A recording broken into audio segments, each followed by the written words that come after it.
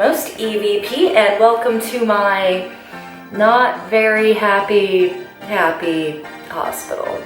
Today marks the first episode of my new series, Harajuku Homemaking, which will be all about me taking this drab, gray, horrible room and turning it into a kawaii palace. So today, for the first episode, we are going to be painting the walls. I picked a lavender color called Sassy Lilac, and I am very excited to get sassy with it. I also dressed up for the occasion of the first episode.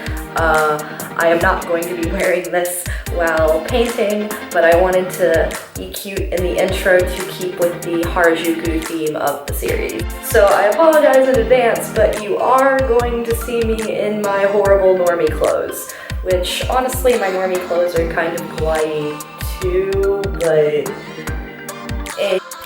real quickly, I'm just going to show you guys around my room, give you guys a big before, and we will cut to that footage now. So as of right now, when you enter my room, this is all you see, just a bed in the center of the floor, and that's currently intentional. I moved all of the other furniture out of here to make space to tape off the walls and paint them. But yeah, it's pretty depressing in here. Hi, kitty. It's pretty dang depressing in here right now. The walls are this awful gray color that I used to actually like back when I was into more gothic color schemes and spooky stuff, but it's not, I'm not vibing with it anymore. It's not on point. As you can see, I have 3 windows in my room, which is great for letting in natural light, but is not so great for when you have to tape off everything to paint. Same thing with the doors. I have my front door to my room right here, my closet door to my very disorganized, messy closet right here, and my door to my bathroom right here. And I actually wasn't tall enough to tape all of this off. I had to get my dad to help me because I am a tiny, small bean. But yeah, as of right now, what this room reminds me of is like the stories you hear of those super strict parents who, when their kid gets like a B on their report card, they take the door off of their room and they let them have just a mattress in their room and nothing else. So yeah, my room literally looks like a punishment, and we're gonna fix that. Can you guys not? Hi, while we're at it, let's get a full coordinate shot. Look at those shoesies. We got some shoesies on. So yeah, I'm just gonna go ahead and take all of the sheets off of the bed, and I'm going to throw a tarp down, and we are going to get started once I change out of these clothes. Alright, so here's what the room looks like with all the tarps down. I put a tarp over the bed as well because I didn't really have any place in my house I could move it while I painted, but that works out because I can prop up laundry baskets on top of them and use them as a tripod because I still don't have a tripod. So yeah, now it is time to mix up the paint and get started. Alright, so here we have me cracking open a paint can. You can see a little paint sample on the top of the lid there. And I am having a very hard time clearly doing this. I'm not very good at opening things, and I want you guys to know that the entire time I was doing this, my dad, who was holding the camera, was telling me how wrong I was doing it. So if you see me doing something incredibly wrong, that's because I am. So I'm cracking it open slowly, ever so slowly, and eventually, there we go, we see the paint, and it is so poorly mixed. It has been sitting in the can for months because I procrastinated on this for so long. Let's give that a good stir. Yeah, that's satisfying to watch. You stir that. You stir that real hard. You stir it good. And now you can watch me pour way too much paint into the paint tray and give you guys a really, really dorky thumbs up. Here comes that thumbs up. Here it comes. And yeah, I'm super lame. So here comes the part of the video where you get to meet my dad for a few frames. He helped me out. As I said, I am very, very short, so he got all of the spots above the windows and above the doors that I was way too short to get even with a step ladder.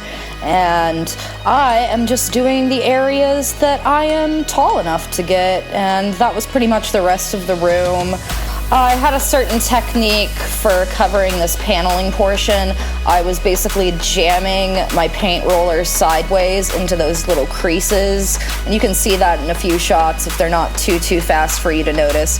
But yeah, I just sort of jammed that paint roller in there and just went up and down vertically with it, and that got the paint into those crevices pretty well. The thing about this technique, though, that you have to remember is after you get the paint into those little crevices, you need to roll over it with the paint roller facing the correct way a couple of times to get it to even out. Otherwise, that paint's going to be on there way thicker than it's on the rest of the walls. So yeah, that's pretty much my only advice as far as painting goes, is make sure if you have wood paneling like I do, to make sure you get in those cracks really well on the first and the second coat. When I went in and did a third coat, I didn't obsess over it as much. I just made sure I had one good, thin, even coat to even out the entire paint job at the end. So also another thing is once you take the tape off and you start doing the trim work, my dad showed me this really cool tool called a painting blade, and it's basically just this thin little piece of metal attached to a piece of plastic that you press into the seams along molding and along the baseboards and all that, and you can just paint alongside that edge without having to tape everything up again.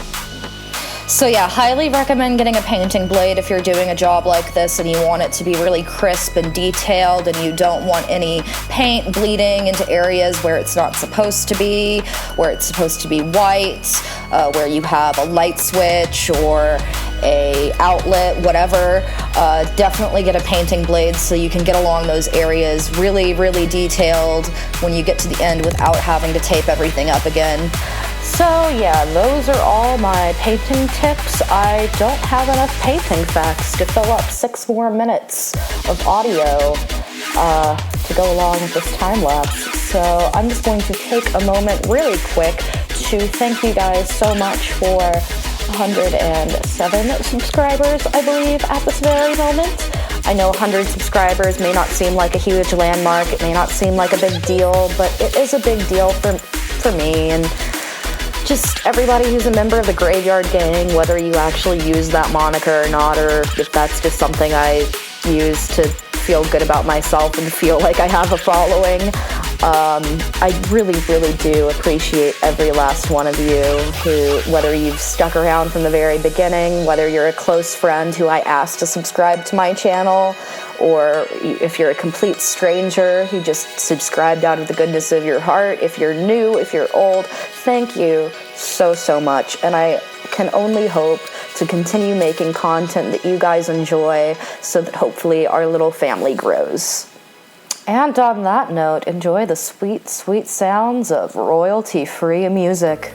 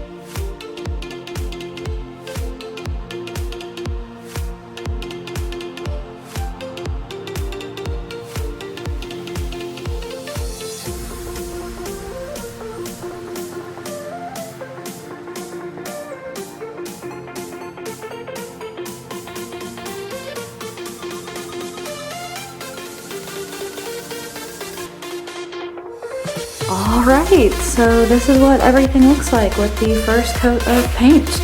And it's gonna dry pretty soon, but I'm pretty tired, so I'm not gonna start doing the second coat of paint tonight. I will do that tomorrow, and I will get back to you guys then. Alright, so this is how everything looks with the final coat of paint on and all of the touch-up done.